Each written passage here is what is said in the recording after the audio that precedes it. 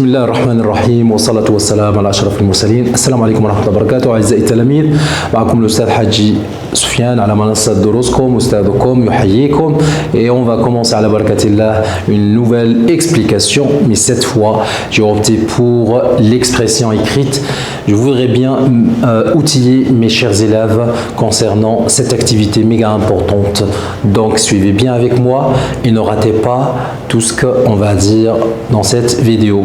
Alors, production écrite, lexique de l'argumentation, lexique du débat. Regardez avec moi, quels sont les mots usuels qui me permettent de rédiger un texte argumentatif d'une manière fluide et facile. Si vous suivez ce que je vais dire, vous allez, Inch'Allah, faire de très bonnes productions écrites. Voilà, ça, je vous le garantis, Inch'Allah. Alors, on revient. Donc, vous savez, mes chers élèves, que pour faire un très bon texte, il faut faire un plan de travail. Le plan, généralement, ça consiste à faire 3 étapes importantes, lesquelles c'est... Premièrement, je donne une introduction dans laquelle j'énonce le thème et je donne la thèse, sinon la problématique. Et puis, une partie où je fais mon développement, je développe mes idées, ça s'appelle le développement. Là aussi, il y a des mots, des expressions à utiliser. Et pour terminer, je dois faire une conclusion pour conclure le contenu de mon texte. Il s'agit d'une confirmation, d'une reformulation de la thèse initiale, bien sûr. Alors, là, je vais vous donner des phrases à avoir en tête, à mémoriser, pourquoi pas, à les apprendre, à les utiliser fréquemment pour que ça devienne des mécanismes, bien sûr, pour votre français. Très très bien.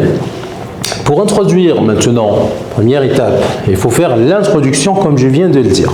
Pour introduire, qu'est-ce qu'il faut ? Alors, pour introduire, bien sûr, le thème. Donc, le thème, on peut utiliser ces expressions pour donner le thème et la thèse, ou bien thème et problématique. J'utilise ça. De nos jours, les gens parlent beaucoup de... Et là, je mets le sujet. Là, on met le sujet, bien sûr. Bien sûr. Une autre phrase, le sujet de, c'est le sujet, on met le sujet bien sûr, et d'actualité, c'est un thème, c'est un sujet d'actualité dont on en parle beaucoup, c'est-à-dire tout le monde en parle. Troisième phrase, parmi les sujets qui ont suscité, là, qui ont provoqué le débat, ou bien de discussion, de polémique, celui de, je mis le sujet. Voilà. On entend souvent parler de Magda et je mets aussi mon sujet dont je vais parler. Le sujet de a fait couler beaucoup d'encre. Donc, ces différentes expressions, mes chers élèves, vous permettent d'introduire votre sujet et bien sûr écrire une petite introduction. Donc, utilisez l'une de ces expressions, bien sûr, pas toutes à la fois, attention, mais vous pouvez utiliser une pour introduire votre sujet de rédaction, bien sûr. Deuxième étape, c'est pour développer mes idées, qu'est-ce que je dois utiliser comme phrase. Je vous propose d'utiliser, pas pour le développement, mais pour la problématique. N'oubliez pas que dans certains cas, là où il y a le pour et le contre, c'est-à-dire le plan dialectique, vous savez ça, dans le débat, on propose, dans l'introduction, on propose une problématique. Je vous propose, moi, ces 2 phrases pour introduire votre problématique, vous l'avez bien compris. Donc, pour poser la problématique, on peut utiliser ces phrases. Si les uns en sont pour, les uns, ça pourrait être les partisans, voilà, les adeptes du sujet, bien sûr. Mu'aydin, si on peut dire. D'autres en sont contre. Qui sont contre? C'est-à-dire les détracteurs, les opposants, voilà, les adversaires, les antagonistes. D'autres en sont contre. Question. Quels sont donc les arguments avancés par chaque partie, les uns et les autres? Ça, c'est la première phrase pour introduire la problématique. 2. Pour les uns, par exemple les partisans, c'est, et je mets première partie de la thèse bien sûr, de mon thème, il y a toujours deux thèses ici. Alors, c'est pour les autres, il s'agit de. Ici c'est pour, ici c'est contre bien sûr, parce qu'il y a deux opinions différentes. À quel point les deux opinions sont-elles justifiées? À quel point les deux opinions sont-elles justifiées? C'est la problématique. Et puis, je vais développer bien sûr avec la première thèse, transition, deuxième thèse, argument et exemple, et puis la conclusion. Je vous donne maintenant les phrases qui vous aideraient, Inch'Allah, pour faire avancer votre développement, bien sûr. Alors, pour développer mon sujet, Bash Nektab. Alors, le développement, certains sont pour.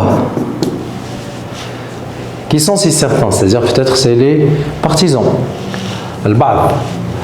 Pour se donner raison, ils disent que, pour se donner raison, alors, pour argumenter, pour qu'on dise que leur opinion est juste, ils disent que, là, je mets le premier argument, le premier argument.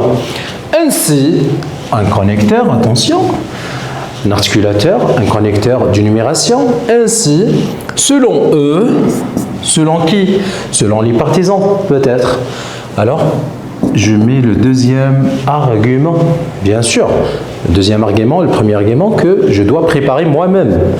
C'est ça, c'est évident. Je vous propose une autre phrase.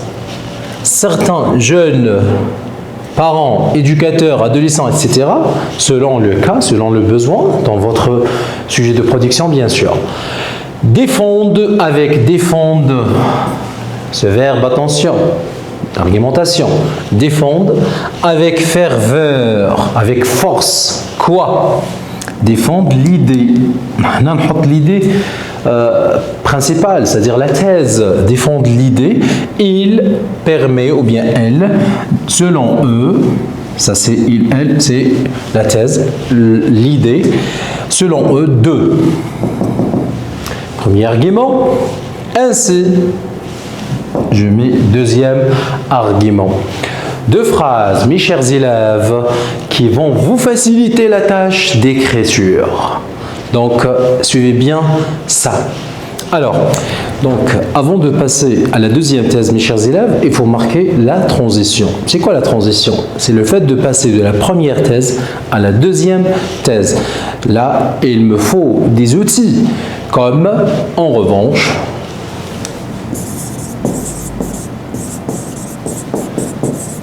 ces articulateurs-là. Par contre, à l'inverse d'eux, il y en a d'autres, bien sûr. Maintenant, on passe à la deuxième thèse. Pour rédiger la thèse adverse, on commence un nouveau paragraphe. Voilà. D'autres, au contraire, pensent avoir raison en disant que. Et là, je mets la thèse adverse, la deuxième thèse. Une autre phrase, selon d'autres, c'est les détracteurs, au contraire, il est, je mets la thèse. D'autres, au contraire, sont pour, je mets la thèse. D'autres, à l'inverse, voilà le mot, à l'inverse, avancent que, ce sont des verbes d'opinion, attention, pense, avance, très bien, je mets la thèse. Pour ceux qui sont pour, je mets la thèse, ils affirment, verbe d'opinion, je mets aussi une autre suite de la thèse, sinon je commence avec un premier argument. Et voilà quelques expressions aussi qui me permettent de développer la deuxième thèse, mes chers élèves. Maintenant, on arrive à la conclusion. Cette partie est méga importante dans un texte argumentatif, surtout quand il s'agit du débat. Alors, pour rédiger une conclusion, on utilise des phrases telles « Personnellement, je suis pour le second point de vue et c'est pour les raisons suivante. Et là, j'essaye de me justifier, bien sûr. J'essaye de reformuler la deuxième thèse. Attention, c'est une remarque. Toujours, je laisse la deuxième thèse en deuxième lieu. Pourquoi? Parce que je vais soutenir toujours la deuxième thèse. Donc, c'est méga important. Je commence toujours par la thèse dont je suis contre, c'est-à-dire la thèse que je ne vais pas défendre. Alors, j'ai une autre phrase. Pour conclure, je peux dire, et pour toutes ces raisons, je pense que, voilà, je dois ici reformuler et affirmer la thèse que je défends, bien sûr. Ce sont aussi des alternatives pour écrire des conclusions. N'oubliez pas, mes chers élèves, de mettre toujours ça. Ces expressions, c'est-à-dire les connecteurs qui introduisent la conclusion. Pour conclure, pour toutes ces raisons, personnellement, je suis pour. Donc là, en somme, en définitive, alors donc, ce sont des mots qui marquent la conclusion. J'arrive à la fin de notre petite explication, chers élèves. Je vous retrouve dans un autre cours prochainement, si Dieu le veut. Salam alaikum wa rahmatullah wa barakatuh.